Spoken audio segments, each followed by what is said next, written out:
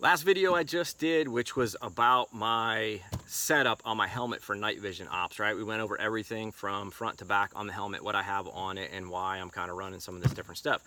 A big question that came out of that, a lot of guys were asking specifically about my shroud, the shroud that's on the helmet, the mount, the interface. So I'll go into a little bit more detail just on that itself. So first off, let's just go ahead and take the fusion goggles off. All right, ball detent system is what holds that on. Now, this mount right here, this is that Wilcox mount, right? This is the GSGM.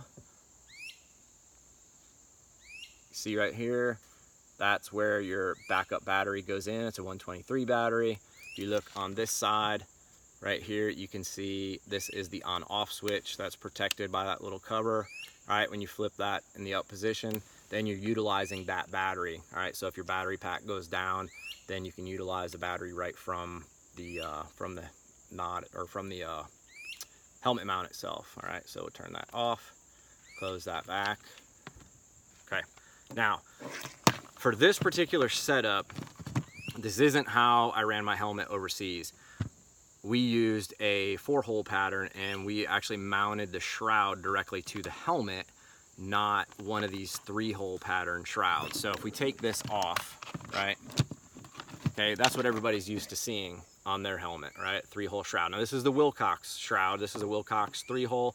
This helmet is an OpsCore helmet. It does come with an OpsCore 3-hole, but like I have said before, I want to try to have as many of the same pieces made by the same company interfacing. All right, that's going to eliminate a lot of the play and a lot of the slack in your nod setup. So by having an OpsCore shroud and then using a Wilcox mount, and then I have an L3 nods, right, you can see we've got 3 different companies that are trying to work together in there, and tolerances can be off.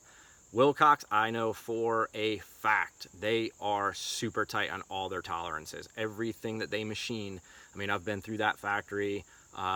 There's multi-millions of dollars in machining equipment that is there, and the tolerances are super tight on everything that they make, right? That's part of the reason why you're gonna pay a little bit more for something from Wilcox, but you're guaranteed that you're gonna get good equipment. So I changed out the shroud on this helmet from the OpsCore to the Wilcox. Now, the interface that you have to have with this GSGM mount, okay, because I did talk briefly about the mount actually being able to slide off the shroud.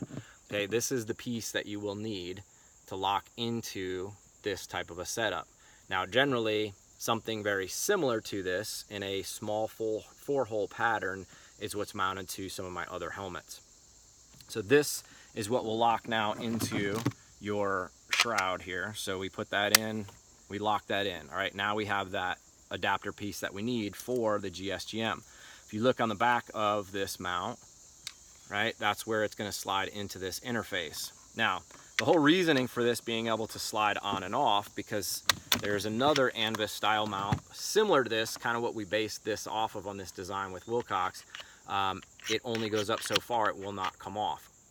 I wanted this to come off in the event that something happened en route to target and a helmet mount broke.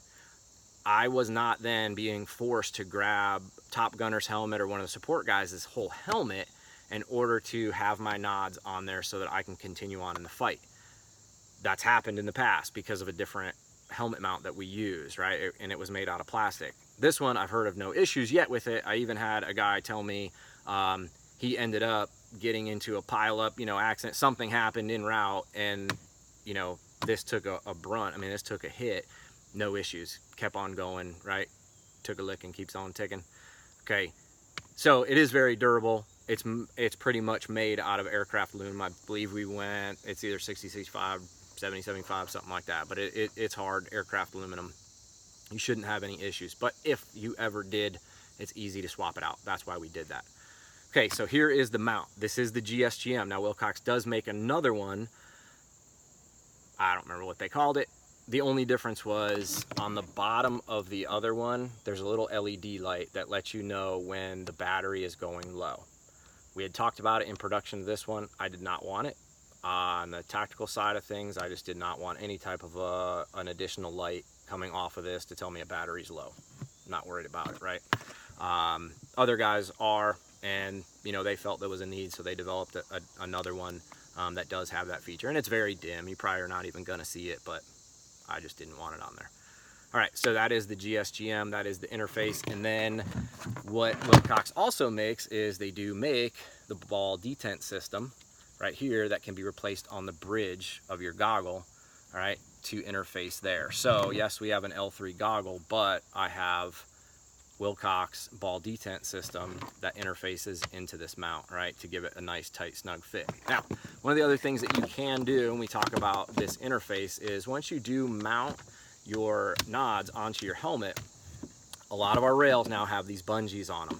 Okay, you can utilize the hooks that come with it, or you can come up with your own method, cut these off, do whatever you want. But if you do utilize these and attach them to your NVGs, for me it just happens to work perfectly when I mount them this specific way, but the bungees will actually help take a lot of that slack out if you have some slack by having multiple different pieces. Not everybody's going to go out and be able to afford, you know, all the latest and greatest kit, so you got to make do with what you got.